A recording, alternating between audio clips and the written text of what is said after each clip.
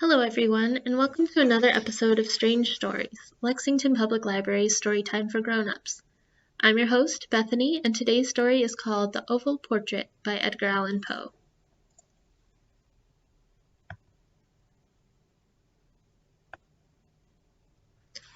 The chateau into which my valet had ventured to make forcible entrance rather than permit me, in my desperately wounded condition, to pass a night in the open air, was one of those piles of commingled gloom and grandeur which have so long frowned among the Apennines, not less in fact than in the fancy of Mrs. Radcliffe. To all appearances it had been temporarily and very lately abandoned. We established ourselves in one of the smallest and least sumptuously furnished apartments. It lay in a remote turret of the building.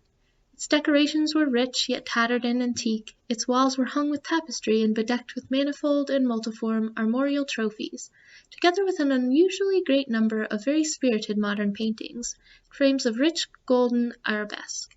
In these paintings, which depended from the walls not only in their main surfaces, but in very many nooks which the bizarre architecture of the chateau rendered necessary, in these paintings my incipient delirium, perhaps, had caused me to take deep interest, so that I bade Pedro to close the heavy shutters of the room, since it was already night, to light the tongues of a tall candelabrum which stood by the head of my bed, and to throw open far and wide the fringed curtains of black velvet which enveloped the bed itself. I wished all this done that I might resign myself, if not to sleep, at least alternatively, to the contemplation of these pictures, and the perusal of a small volume which had been found upon the pillow, and which purported to criticize and describe them. Long I read, and devoutly I gazed. Rapidly and gloriously the hours flew by, and the deep midnight came.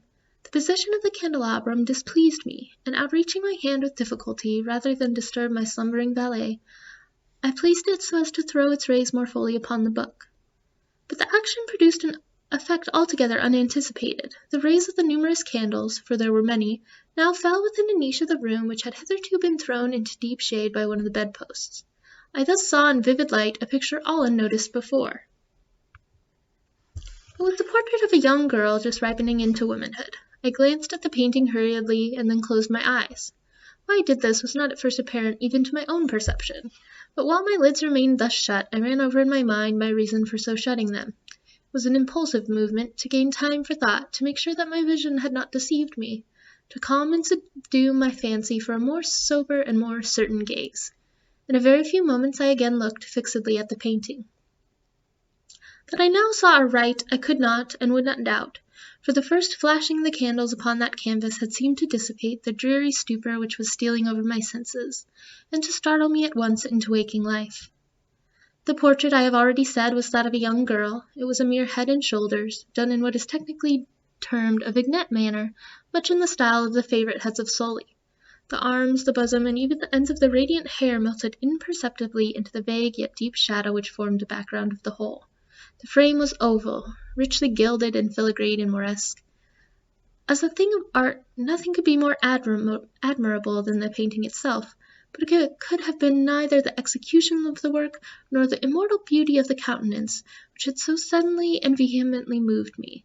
Least of all could it have been that my fancy, shaken from its half-slumber, had mistaken the head for that of a living person. I saw at once that the peculiarities of the design, of the vignetting, and of the frame must have instantly dispelled such idea, must have prevented even its momentary entertainment. Thinking earnestly upon these portraits, I remained for an hour perhaps, half sitting, half reclining, with my vision riveted upon the portrait. At length, satisfied with the true secret of its effect, I fell back within the bed. I had found the spell of the picture in an absolute life-likeness of expression, which at first startling, finally confounded, subdued, and appalled me. With deep and reverent awe I replaced the candelabrum in its former position. The cause of my deep agitation being thus shut from view, I sought eagerly the volume which discussed the paintings and their histories. Turning to the number which designated the oval portrait, I read there the vague and quaint words which follow. She was a maiden of rarest beauty, and not more lovely than full of glee, and evil was the hour when she saw and loved and wedded the painter. He, passionate, studious, austere, and having already a bride in his art. She, a maiden of rarest beauty, and not more lovely than full of glee, all light and smiles and frolicsome as the young fawn, loving and cherishing all things, hating only the art which was her rival, dreading only the palette and brushes and other untoward instruments which deprived her of the countenance of her lover. It was thus a terrible thing for this lady to hear the painter speak of his desire to portray even his young bride, but she was humble and obedient, and sat meekly for many weeks in the dark, high turret chamber, where the light dripped upon the pale canvas only from overhead.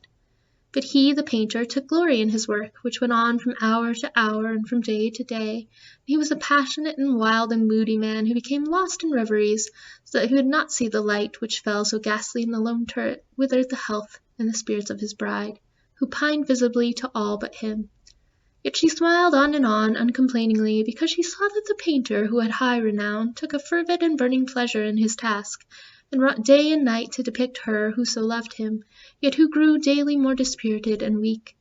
And in sooth some who beheld the portrait spoke of its resemblance in low words, as of a mighty marvel, and a proof of not less of the power of the painter than of his deep love for her whom he depicted so surpassingly well. But at length, as the labour drew near to its conclusion, there admitted none into the turret, for the painter had grown wild with the ardour of his work, and turned his eyes from canvas merely, even to regard the countenance of his wife. And he would not see that the tints which he spread upon the canvas were drawn from the cheeks of her who sat beside him. And when many weeks had passed, and but little remained to do, save one brush upon the mouth and one tint upon the eye, the spirit of the lady again flickered, up as the flame within the socket of the lamp, when the brush was given, and then the tint was placed, and for one moment the painter stood entranced before the work which he had wrought, but in the next, while he yet gazed, he grew tremulous and very pallid, and aghast, and crying with a loud voice, "This is indeed life itself!" turned suddenly to regard his beloved. She was dead. And that's the oval portrait. Comment below if you have another favorite Edgar Allan Poe story. And we'll see you next time for another strange story.